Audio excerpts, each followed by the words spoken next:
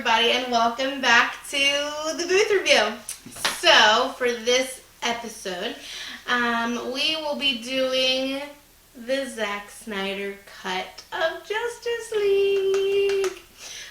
So we watched it, of course, the day it came out. Super late. 4 hours. 4 hours. So if you don't know what the Zack Snyder cut is, pretty much he redid the original, which he was supposed to do. He didn't redo it. It was his footage that he already shot, right, with some extra that he shot recently. Right. So then he made this film. It is 4 hours long. To us, well worth it. We cannot believe the first film to the second film. Now, I might be one of the only people in the world that was okay with the first one. I still like them because I like all the characters. I like Justice League. So I dealt with it, and I didn't know that this existed. So I just accepted my fate, and I watched it, and I liked it. For this film, mind blown on what really it could have been. Different. So good. We got our backstories. We got more detail. The fight scenes Little were details better. too, yeah. Yes. There will be spoilers, so please, if you have not yet watched the movie, don't watch this anymore because we're going to spoil things for you. So, spoiler alert. Stop. The scene with Martha and Lois at her house, and then the big reveal happened. There's a reveal. I lost my shit, guys. I lost it. Yeah, another DC character, if you will. I was screaming. They kind of teased it. Zack Snyder already had this plan. He teased it a little bit, but just didn't know if it was going to actually happen. Right. I was dying. I jumped up screaming. He's laughing at me because I was like, oh my god, it's Martian Manhunter. Oh my god.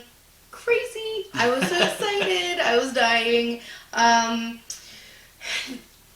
It was just so much to deal with. Yes. It was a lot. It was a lot. It was 4 hours. So it was 4 hours. You're watching it and you're like, all right, 3 more hours. All right. I know, 2 the more first hours. hour you were like, I'm watching it and I'm loving what I'm seeing, and you looked at me and you go, babe, it's only been 40 minutes, and I'm like, all right, keep feeding me. Yes, so good.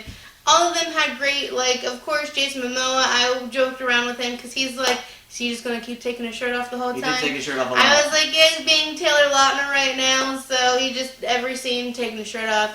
I'm okay with that. I told him, I was like, you got to get women to come and watch this, so of course this is why they're going to watch it. But certainly not coming for the other guys. I love Batfleck. Yeah. I might, again, be one of the only people that appreciate Batfleck. No. I love Scruffy Batfleck. It was amazing.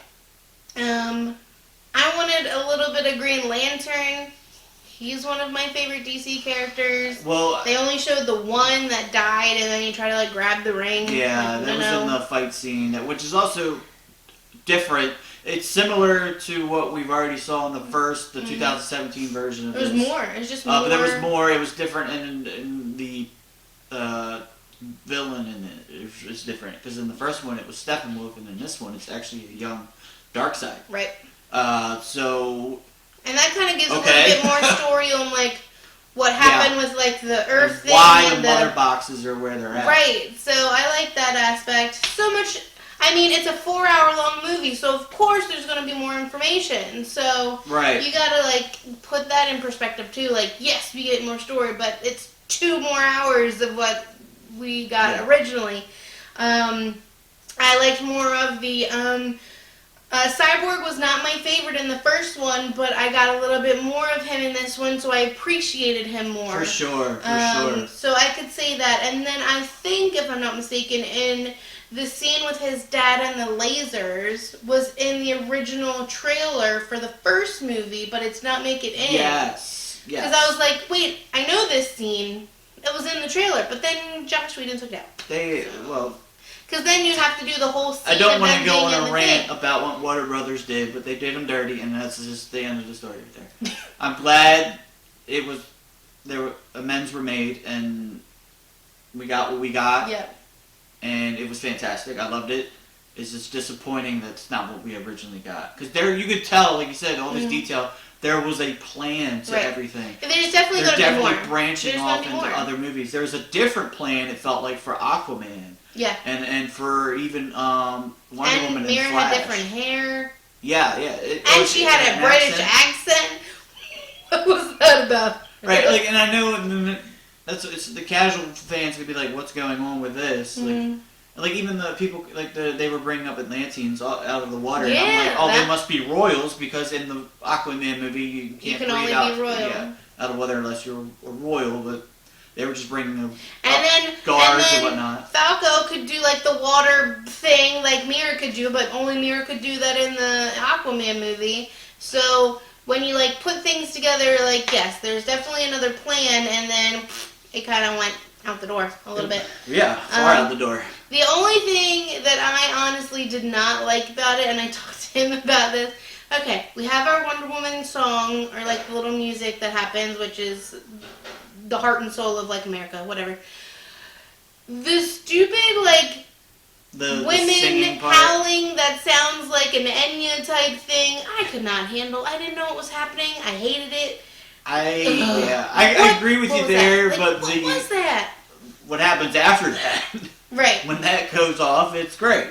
Gal Gadot's Wonder Woman. I mean, Gal Gadot's every time she comes on screen, I'm like, it just amps the movie up even more. Agreed. I love her. Yeah, to me, she's like DC's version of Robert Downey Jr., where it's like it's the perfect casting, and I don't know if I can see anybody else playing that character right now, like Robert Downey Jr. did for Iron Man and her for Wonder Woman. Like I just can't. Perfect. It was like she was born to be Diana. Yeah, so good. Great. I talked to him about it.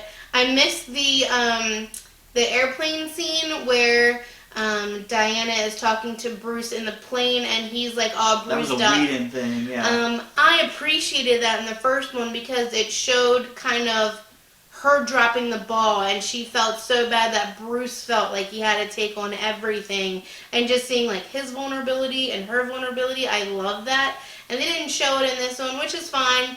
But I kind of missed that, and then it had like, okay, well now what are we going to do with Lois Lane? Because that was like the big plan was the Lois Lane coming that was to a save. Different version, right? Yeah. So it's like now you're like, okay, that didn't happen. So all right, now like your mind's going. You're like, all right, now what's going to happen? So you kind of like that. And I appreciated this version so much more because they didn't plan for Lois. So the whole sequence that you're referring to is when they bring Superman back to life. Right.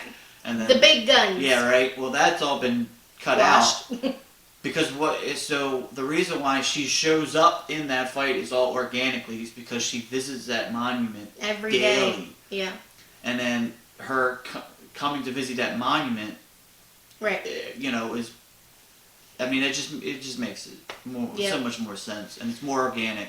So good. Yeah, than I'm trying to get Amy Adams with a wig to come back out. It's just. Alfred was great in it. I loved Alfred. He had more screen time. He had a lot more screen time. Again, brought 2 more hours. Comic relief, which was nice. So I think it's his Master Kemp. Yeah. So and then they took away. So another issue I had with the 2017 version is the comic relief that they made Ben Affleck and Batman do. Like he was kind of the comic relief of the movie. He would have like these little one-liners and these little like there's some of that in this movie. But not a lot. He's way more of a badass. Yeah. In this movie compared to the other, and I just. Yeah, they made him like an as a Batman fan, that's what I want, and you don't give me him cracking dad jokes or stuff like that. Yeah. Like I don't need that in my life. Right? Like, do you talk to fish? Yeah. Like that's fine. Like it was in this version too, but it was like okay, but there's just he was more corny. Yeah. In the other version, the Whedon version, and I got it. Yeah, not for me. I think they try to make Cyborg a little bit more of the hero in this one too. Like, it was all on him to like do everything, which was kind of fun. And then Ezra in the first one, I thought Ezra was more of the comedic relief because he was always cracking jokes. He was better this time, I think. I don't think it was as, like he said, corny. That's the thing. He wasn't as corny. He was still Ezra. He was a young kid. Yeah. I don't want to compare it, but it's the Spider-Man version, I guess, if you will. Like, he's a young kid in this thing. So. I don't know. I liked it. And then, okay, are we ready to talk about the nightmare scene? Are we ready to talk about the nightmare scene? I need a movie of this whole thing. That was badass. You got Mira. You got, Mira. Flash, Cyborg, and then you got Deadshot. Or not Deadshot, I'm messing up his name. I know. It's fine. Whatever. All of them, and they're hiding, and you know who they're hiding from, and Joker's alive with them, and they're all together. You're just like, what is happening? And it was magical. It was magical. Yeah. And then the little teaser that Zack did with the Joker saying the line from the other Joker with Joaquin. We live in a society. Of course wasn't in there, and then he was just trolling everybody. But just everybody being together was bonkers. You're just like, alright, in a scenario which you would never think they would be together. And then freaking Batman talking to Joker. Dropping an F-bomb. It was amazing! Yeah, no, it was fantastic. Let's just say I need this movie in my life. And, just the line, what got me in my feels was when he's like, you sending, I don't know a boy to do a man's job. How many timelines does he have to die? Or does she have to die before you die? And I was just like, what is he's happening? referencing the killing of Robin in this scenario, but that's what I'm saying, there's a plan. There's backstories to stuff. There's stuff we never got and we're probably never going to get. It's so sad. And it also, this movie, when I thought about it more, made me appreciate BVS a little bit more. Because one of my issues with BVS is because I love Man of Steel so much, was that they didn't utilize Superman as much. He didn't have a lot of dialogue. He just wasn't in the movie as much. And I think now, watching what Zack Snyder's plan was I think he was trying to get you out of love with Superman because of what's happening in the Nightmare Scene. So he wants you to actually visualize him as someone who could be evil.